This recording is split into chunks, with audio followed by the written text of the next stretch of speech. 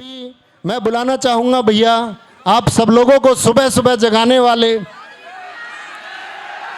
आप सब लोगों को सुबह सुबह जगाने वाले, RWA की क्लासेस की शुरुआत करने वाले, आपकी नींद भगाने वाले, आपके अंदर उत्साह भरने वाले सोनवीर सर को एक बार जबरदस्त स्वागत हो जाए। बहुत बढ़िया स्वागत सर। नमस्कार बच्चों। नहीं भाई ऐसे नहीं। आज तो मेरठ जिंदाबाद है बस। आज सोनवीर सर जिंदाबाद नहीं है, आज मेरठ जिंदाबाद है। ठीक है, चलो। तो बच्चों बहुत कुछ सीखने को आपको मिल रहा होगा अपने गुरुजनों से, हमको भी मिल रहा है। क्योंकि जितना टाइम हमें इस मीटअप के बहाने मिल जाता है ना, खास तौर पे हम लोग जो कहीं ना कहीं नौकरी भी कर रहे हैं और साथ में आपको भी बहका रहे हैं, तो उनको थोड़ा सा कम मिलता है बच्चों टाइम।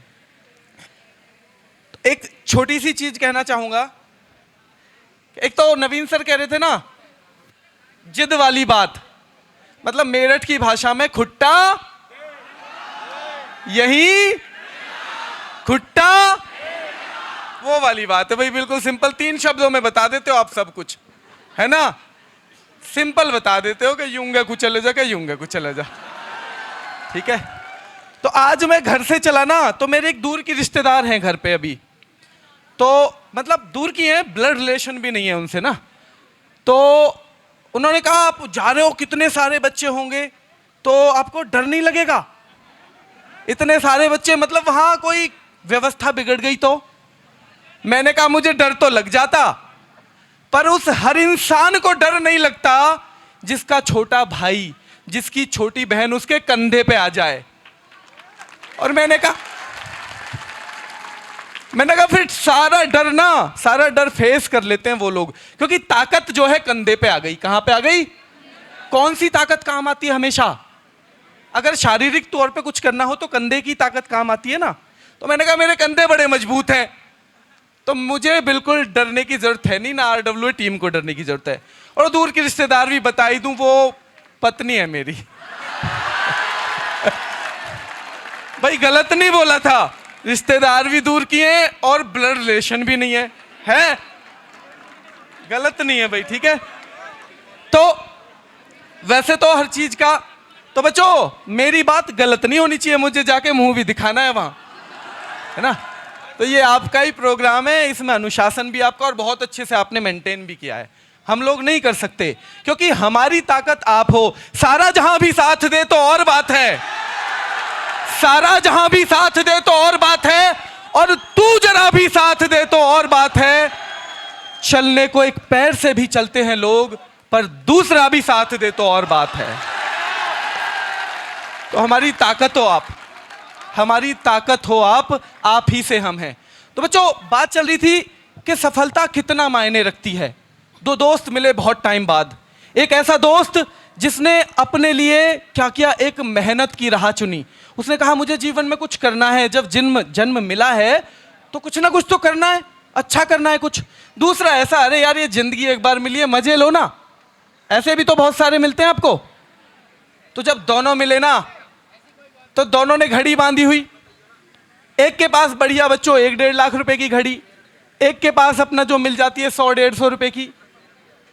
तो जाके जो वो था ना, जिसने मेहनत जिंदगी में नहीं की, उसने कहा दूसरे वाले से, देख भाई घड़ी तूने जरूर महंगी पहनी होगी, पर तेरी घड़ी भी टाइम बता रही है और मेरी भी, अंतर क्या हुआ? क्या अंतर हुआ तुझ में और मुझ में? तो उसने कहा तेरी घड़ी तेरा टाइम बता रही है और मेरी घड़ी मेरा टाइम बता रही है। तो आपको बताना है कि टाइम आपका कैसा है, और वो आपकी मेहनत पे डिपेंड करेगा कि आपका टाइम कैसा है। बच्चों क्या होता है जब हम किसी लक्ष्य के प्रति पूरी तरह समर्पित हो जाते हैं? एक छोटी सी कहानी है, मैंने कभी सुनी थी 10-15 साल पहले। बच्चों अनुपम खेर, आप जानते हो सब अनुपम खेर को? अच्छे एक्टर है, किसी को कोई डाउट? अब थोड़ा सा वो दूसरी बात है, वो कई बार ऐसी चीजें भी कह जाते हैं, लेकिन एक्टिंग उनकी गजब की रही है, और सबसे बड़ी बात उनका संघर्ष गजब का रहा है। तो हमें जो पॉजिटिव चीजें हैं वो हर इंसान से लेनी चाहिए। तो अनुपम खेर से एक इंटरव्यू में पूछा गया आपकी सफलता का राज क्या है?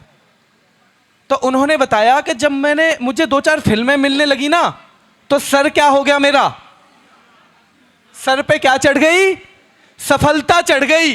और ये सफलता आसानी से पचाई नहीं जाती बच्चों। तो बोले मेरी एक फिल्म थी अमिताभ बच्चन के साथ, जो उस टाइम के सुपरस्टार थे। तो बोले वहां पर मेरा सीन चल रहा था, मैंने अपना सीन किया और मैंने कहा अरे यार ये बिजली नहीं है, यहाँ एसी नहीं है, ये नहीं है, गर्मी लग रही है, मेरे लिए कोई पंखा लेके आओ। कहा मैंने अपना वहां पे स्टारडम झाड़ना शुरू कर दिया। तो बोले तभी मेरी नजर पड़ी अमिताभ बच्चन पे, जो एक कोने में बैठे थे और एक कंबल ओढ़ रखा था। क्या ओढ़ रखा था? जिस मौसम में अनुपम खेर को क्या लग रही है, उस मौसम में अमिताभ बच्चन ने क्या ओढ़ा हुआ है, कंबल। वो बोले, मैंने पूछा अरे ये क्या है, अमिताभ जी ने कंबल क्यों ओढ़ा हुआ है, बुखार उखार है क्या जाड़े से? ने कहा नहीं बुखार नहीं है, आप ही पूछ लो। तो वो बोले मैं गया अमिताभ बच्चन के पास, मैंने कहा सर आपने कंबल क्यों ओढ़ा हुआ है, आपको गर्मी नहीं लग रही? जब बोले मैं रिहर्सल कर रहा हूं। रिहर्सल तो कर रहे हो पर आपको गर्मी नहीं लग रही? बोले जब मैं काम करता हूं ना, तब मुझे ना गर्मी लगती है, ना मुझे सर्दी लगती है, ना मुझे भूख लगती है, ना मुझे प्यास लगती है। बोला फिर मुझे बस काम लगता है। क्या लगता है? काम। तो जिस दिन आप ऐसे हो जाओगे ना, उस दिन जितनी भी विपरीत परिस्थितियां हैं जीवन में, किसके जीवन में नहीं है जी विपरीत परिस्थितियां? जितने भी महान लोग बने हैं, एक का भी उठा के देख लो जीवन परिचय, परिस्थिति विपरीत ही मिलेगी, है ना। किसी की और भी नहीं है तो पत्नी झगड़ालू है ना। देखो मैं इससे पीड़ित नहीं हूं बिल्कुल भी ठीक है, तो मेरी बात को मत लेना। हाँ वो बहुत अच्छी है बेचारी, वीडियो देख रही होगी वो ठीक है। तो विपरीत परिस्थितियां सबको मिलती हैं, पर वही चैंपियन बन के उभरता है जो विपरीत परिस्थितियों को पार कर जाए। तो इसलिए मेरी तो 2 ही लाइन होती हैं हमेशा आपके लिए कि दुख से ना घबराना पंछी, दुख से ना घबराना पंछी, ये जग दुख का, ये जग दुख का। और यूं तो भीड़ बहुत जंगल में, उड़ना तुझे, किसी की जरूरत है आपको, किसी सहारे की, किसी की मदद की? कैसे करोगे काम? अकेले? वही चाहिए। तो लास्ट में बच्चों एक 2 लाइनें, एक मेरी कलीग हैं ऑफिस में, उन्होंने कहा था कि सर आप पढ़ाते हो तो मैं आपके बच्चों के लिए 2 लाइनें लिखना चाहती हूं, तो एक बार मेरी तरफ से भी सुना देना। और अच्छी लगी इसलिए सुना रहा हूं कि कुछ करना है तो डटकर चल। ध्यान देना बच्चों, जीवन में ना जिस दिन आप चीजों को सुनना सीख जाओ, जब आप बोलते हो ना, केवल आपको देखा होगा बोलने में हम बहुत सारी चीजें मिस कर जाते हैं, लेकिन जब हम सुनते हैं ना तब हमें जिंदगी का असली आनंद आना शुरू होता है। कि कुछ करना है तो डटकर चल, थोड़ा दुनिया से हटकर चल। सब वही करोगे तो फिर आप कैसे कुछ अलग कर पाओगे? कुछ करना है तो डटकर चल, थोड़ा दुनिया से हटकर चल। चलते चलते गिरते हैं सभी, तू गिरते गिरते उठकर चल। चलते चलते गिरेंगे, सारी दुनिया ही कर रही है, तू गिरता हुआ भी उठ। बिना काम के मुकाम कैसा? बिना काम के मुकाम मिला है तक किसी को? अगर मिल गया तो टिकेगा नहीं। बिना काम के मुकाम कैसा, बिना मेहनत के नाम कैसा, और जब तक न मिले मंजिल अपनी, राही तब तक आराम कैसा। अगली 4 लाइन, अर्जुन सा निशाना रख, अर्जुन सा निशाना रख, ना कोई बहाना रख, जो लक्ष्य सामने है तेरे बस उस पे ठिकाना रख। और लास्ट, सोच मत साकार कर, सोच मत साकार कर, अपने कर्मों से प्यार कर, मिलेगा तेरी मेहनत का फल, तू मेहनत पे एतबार रख। तो बच्चों बहुत अच्छा लग रहा है। सच बताऊं तो माता पिता का प्यार ज्यादा है, आप लोगों का आज पता नहीं चल पा रहा।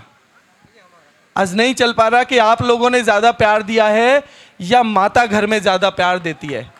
तो भाव विभोर हैं हम सभी, और आपके इस प्यार को याद रखेंगे, और बदले में हम यही कर सकते हैं कि आपके लिए जो कुछ हम करते हैं उसे और जितना ज़्यादा कर सकें, उसे और जितना बेहतर कर सकें, वो करेंगे। किसी का कोई सवाल हो? किसी का कोई सवाल बच्चों? हेलो सर, नमस्ते सर जी। सबसे पहले आदरणीय मंच पर जितने भी मेरे सम्मानित गुरुजी बैठे हैं सबको नमस्ते। हाँ नमस्ते। और मेरे सभी प्यारे भाई बहनों, हेलो हेलो सर वैसे हेलो तो मैं रुक काफी जा भाई, 1 मिनट रुक जा बस। बच्चों जिसका मुझसे सवाल हो ना, ये सवाल यही पूछे है ना। ओके, ओके, फिर बाद ओके, में। ओके। हाँ जी।